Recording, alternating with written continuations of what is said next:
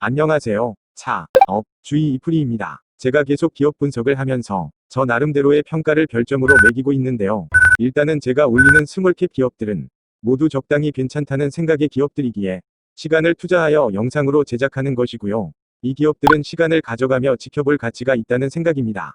그리고 그 중에서도 제 기준 4점 이상이라면 매수를 해도 수익률이 배가 될 수 있겠다 라는 생각의 기업, 제 기준 4.5점 이상이라면 대박 느낌이 오는데 사업을 심도 있게 분석해보고 싶다 라는 생각의 기업입니다. 현재 저희 채널에서 다룬 스몰캡 기업 중 4점 물결표 4.5점 미만의 기업은 3종목이 있고 4.5점 물결표 5점의 기업은 한 종목이 있습니다.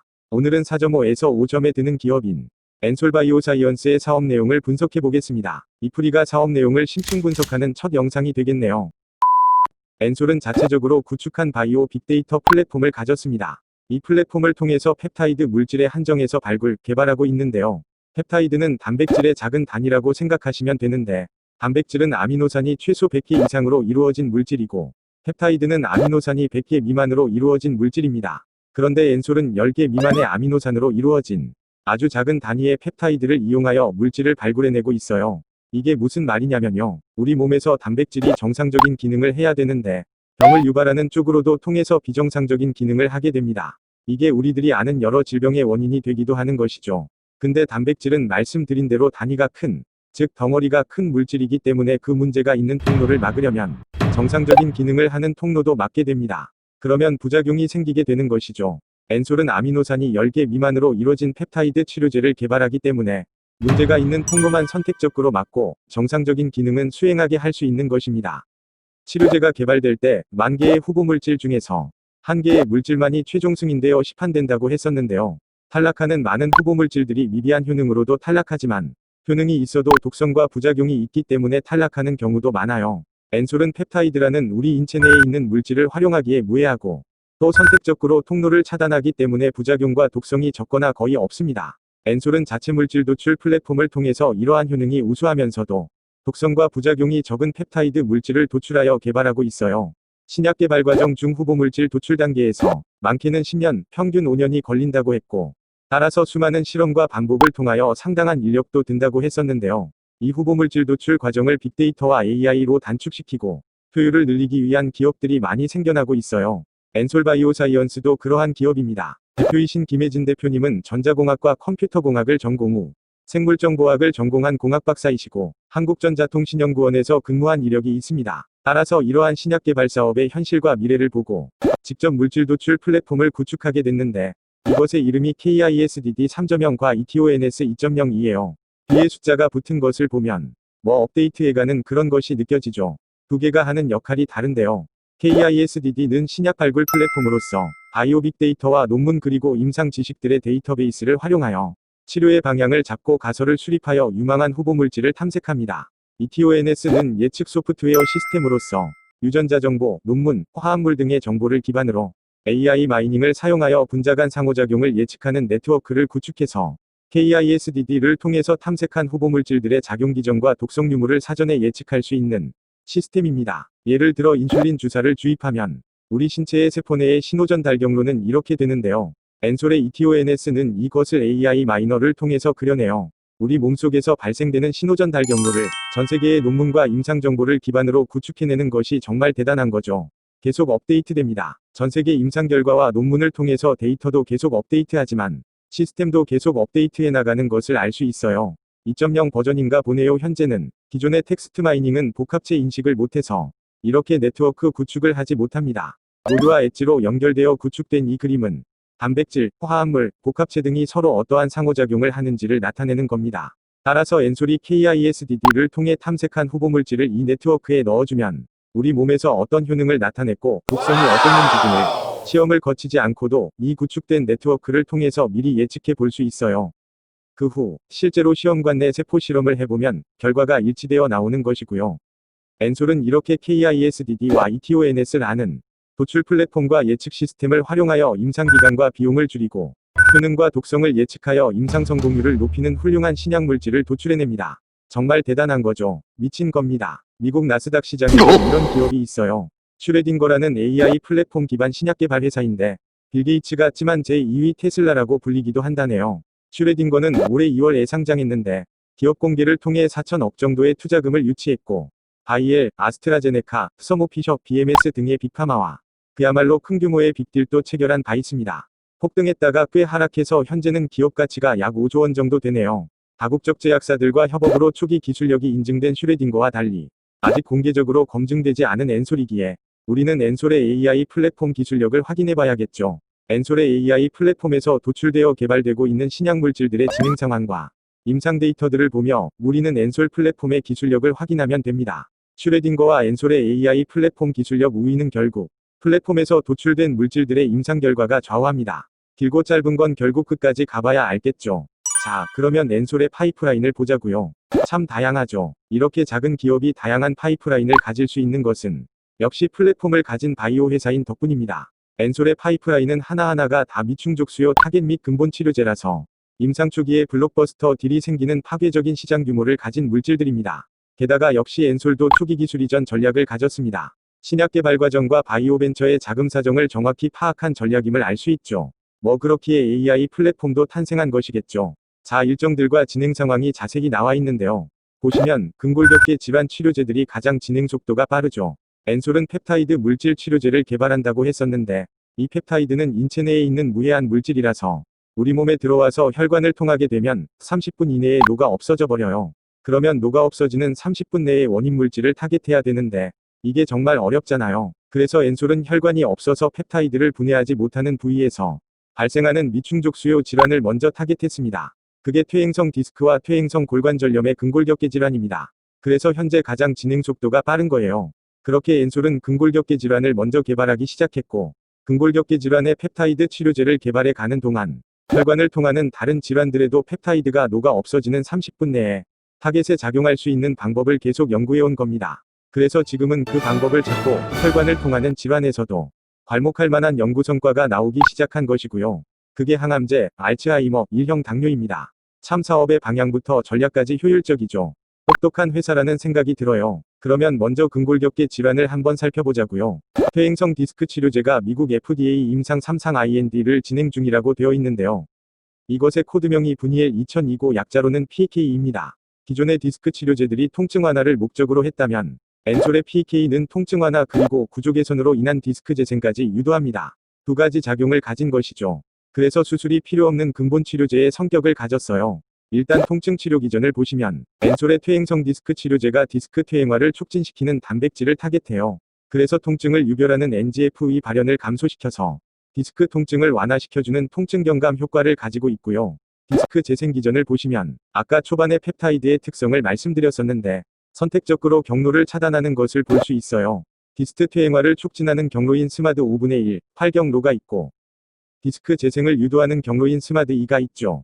이 단백질이 두 가지 통로도 모두 흘러가서 디스크 퇴행이 촉진되는 것이 보이는데요. 엔솔의 디스크 치료제 PK가 펩타이드이기 때문에 이 단백질을 타겟하여 선택적으로 디스크 퇴행 촉진 경로만 막아줍니다. 그래서 디스크 재생이 유도되는 것이에요. 엔솔의 분이엘 2000은 이렇게 통증 완화와 디스크 재생 유도라는 작용 기전을 가지고 있어요. 이 분이엘 2000의 개발 과정을 보면 2009년 10월에 엔솔이 유한양행에게 기술 이전을 하게 됩니다. 당시 엔솔 바이오사이언스는 사명이 엔솔테크였죠. 유한양행과 엔솔이 전임상부터 2상까지의 임상을 공동 연구하여 다국적사의 기술 이전을 목표로 하게 됩니다. 임상 자금은 유한양행에서 부담하는 조건으로 했는데 이 물질의 전세계 판권을 다 넘기고도 75대 25의 열악한 조건으로 계약하게 됩니다. 2009년 엔솔이면 뭐 엄청 작을 때고 자금력도 정말 사정이 안 좋았겠죠. 그래서 이렇게 열악한 조건으로라도 넘기게 된 것 같네요. 그 후인 2010년 3월에 유한양행과 엔솔은 기술 이전 계약을 하나 더 합니다. 이번엔 골관절염 치료제예요. 역시 유한양행에서 임상을 부담하는 조건으로서 이번에는 전세계 판권의 특허 전용 실시권, 재실시권을 모조리 이전하는 기술 이전 계약을 하게 됩니다. 이 계약을 하면서 유한양행은 엔솔에 지분 투자를 하게 됩니다. 이것이 유한양행의 오픈 이노베이션 전략이었어요. 유한은 엔솔에 45억을 투자했고 당시 20%의 지분을 취득하게 됩니다. 이게 지금 유한양행이 가진 101만 860주 그대로인데 엔솔의 총 주식수가 많아졌으니 현재 유한양행의 지분율은 희석됐죠. 여튼 다시 분이엘 2000으로 돌아가서 기술을 도입한 유한양행은 분이엘 2000의 코드네임을 YH146118으로 변경합니다. 그렇게 해서 YH146182 임상을 진행했죠. 2분의 1A 상은 권영준 박사가 맡았고 효능을 보았습니다. 그래서 2상 B를 진행하게 됐죠. 이번에는 당시 유한양행의 연구소장이던 남수현 박사가 맡았고 여기에서 임상에 실패하게 됩니다. 이 영향 때문이었는지는 모르겠지만 당시 코스닥 상장을 위해 기술성 평가를 진행하던 엔솔은 기술성 평가에 탈락하게 됩니다. 엄청 힘든 시련이 왔었겠죠. 엔솔바이오사이언스는 유한양행에게 PK의 권리 반환을 요청했지만 유한양행은 디스크 치료제의 프로젝트가 중단된 것은 아니라며 거절했고 골관절염 치료제는 반환해주게 됩니다. 그 후 18년 7월에 유한양행은 임상에 실패한 YH146118 물질을 다국적사에 기술 이전하게 되어 즉 임상에서 실패한 약물이 기술 이전되는 이례적인 계약이 나오게 되었죠. 총 계약 규모는 2,400억 원 정도였습니다. 이 물질을 사간 회사는 스파인바이오파마라는 회사이고 설립자이자 대표는 마크입니다. 마크는 이 실패한 물질을 사가면서 물질의 잘못이 아니라 임상 설계의 잘못이라며 YH146182 미충족 수요는 통증과 수술 치료의 중간에 있는 환자가 대상이라며 환자군을 특정화하여 설계하면 반드시 상업화에 성공할 수 있다고 밝혔습니다. 스파인바이오파마는 YH146118을 사간 이후에 상표 특허를 내어 REMEDISC라는 이름을 이 물질에 붙이게 되고 근골격계 질환 컨퍼런스에 참석하여 연설도 합니다. 또한 실패했던 이상 비위 데이터를 재분석하여 효능 환자군을 확인했고 역시 특정 환자군에 맞게 임상을 설계하여 진행하면 효능이 탁월하다는 것을 찾아내어 이 자료를 미국 FDA에 제출하여 3상으로 바로 진입하는 3상 IND를 진행 중입니다. 엔솔의 플랫폼에서 나온 물질을 미국 FDA 3상을 진행하게 되는 거죠. 기술 이전에 다시 재기술 이전을 한 물질이니 엔솔은 계약금 및 마일스톤의 25%를 가지게 되고 시판이 된다면 엔솔은 7% 로얄티 중 25%를 가지게 되겠습니다. 실질적인 이득은 적지만 조금 짭짤한 정도는 되겠네요. 돈을 떠나서 특히 엔솔의 기술력만큼은 입증받게 되고 목 디스크로의 적응증 확대 같은 제실시권은 엔솔에게 있습니다. 스파인바이오파마의 설립자는 마크인데요. 플레임은 마크 비스코글리우시이고 마크에게는 형제들이 있어요. 앤서니 비스코글리우시, 존 비스코글리우시 그리고 마크까지. 삼형제인데요. 너무 TMI인가요? 하하 근데 그럴 필요가 있어요. 이 삼형제는 투자회사를 운영하고 있거든요. 바로 비스코글리우시 브라더즈라는 회사입니다. 얘네는 근골격계 질환을 전문으로 개발하고 투자하고 회사를 운영하고 매매하는 근골격계 질환 전문 투자회사입니다. 앤서니 비스코글리우시는 우벤 오토페딕라는 회사를 존 비스코글리우시는 센티널 스파인라는 회사를 운영 중입니다. 모두 작년 근골격계 컨퍼런스에 같이 참석하여 연설했었죠.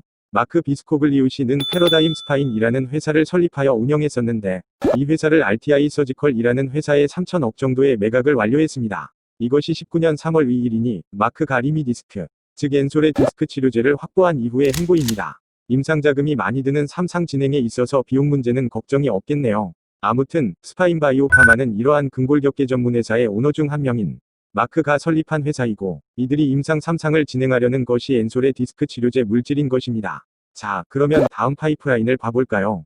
이번에는 퇴행성 골관절염 치료제입니다. 이것은 엔솔이 유한양행으로부터 반환받은 물질이었죠. 국내 임상 1상 A가 진행 중인데요. 현재는 마무리 단계이고 최근에는 1상 B IND가 승인되었음을 알 수 있으니 곧 임상 1상 B가 진행될 것으로 보입니다. 이것의 코드명은 엔게디1000로, 약자는 21K입니다. 21K 역시 근본 치료제의 성격을 가지고 있어요. 통증 완화와 연골 구조 개선으로 인한 연골 재생 유도, 이렇게 두 가지 작용을 하는 근본 치료제입니다. 이것의 작용 기전을 보면 디스크 치료제와 비슷해요. 엔게디1000 이타겟에 결합하여 연골 조직의 퇴행화를 촉진하는 경로만을 선택적으로 차단하고 연골 조직의 재생을 유도하는 경로는 그대로 유지시켜서 연골 조직 재생을 유도하고 통증 인자인 NGF 발현은 감소시켜서 통증을 완화시키는 것입니다. 엔게디1000은 쥐를 상대로 한 전임상에서 관절 연골이 재생되는 효과를 보았음을 알 수 있습니다. 그리고 엔솔의 엔게디는 전략이 있습니다. 아까 파이프라인을 보면 사람 골관절염 치료제 외에도 밑에 두 가지가 더 있었는데요. 이 두 가지가 동물용 골관절염 치료제입니다. 엔솔은 사람을 대상으로 하는 골관절염 치료제인 ELK의 임상을 진행하면서 반려견을 대상으로 하는 골관절염 치료제 EAD100의 임상도 진행했어요. EAD100의 임상은 완료되어 최종 승인되었고 벡스퍼트라는 업체를 통해 현재 조인트벡스라는 이름으로 전국 동물병원 300곳 이상에서 판매되고 있습니다. 물론 캐시카우와 상징성 면도 있겠지만 조인트벡스의 매출 실적은 주목할 만큼은 크지 않을 것 같고요. 이런 것보다 엔솔은 이 조인트벡스의 장기 추적 관찰을 통해서 투여받은 반려견들의 연골 구조 개선 자료를 확보할 계획이고 이 연골구조 개선 자료를 활용하여 동물용 골관절염 치료제도 근본 치료제로 확장하고 진행 중인 사람용 골관절염 치료제 임상에도 제출하여 근본 치료제 신약으로 개발하는 중개연구수단으로 활용할 계획입니다. 조인트백스 투약 이후의 장기 추적 관찰이 중요한 키 역할을 하겠네요.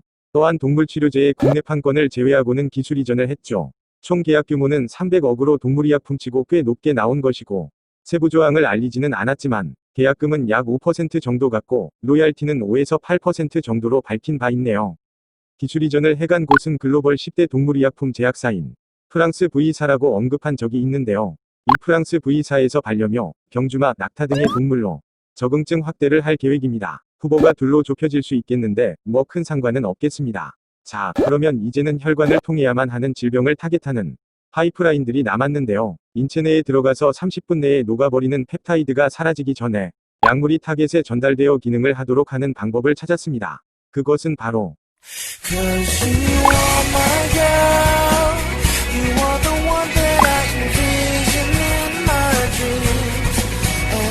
오늘도 너무 길어졌습니다. 이제부터 정말 중요한데 말이죠. 혈액을 통하는 부위에서도 펩타이드 치료제의 효능을 볼 수 있게 되었으니 엔솔은 더욱 큰 도약을 할 수 있게 된 셈입니다. 그러나 역시 남은 파이프라인과 사업들에 대해서는 다음 영상에서 다시 다루는 것으로 하겠습니다. 그리고 저희가 나눠야 할 얘기가 있죠. 그건 바로 저희 주 채널이 구독자 1000명을 달성했다는 것입니다. 구독해주신 한 분 한 분께 진심으로 감사 말씀드립니다. 제가 낯을 많이 가려서 그런지 캐릭터로 함에도 불구하고 1000명 달성으로도 뭔가 얼굴이 화끈거리더라고요.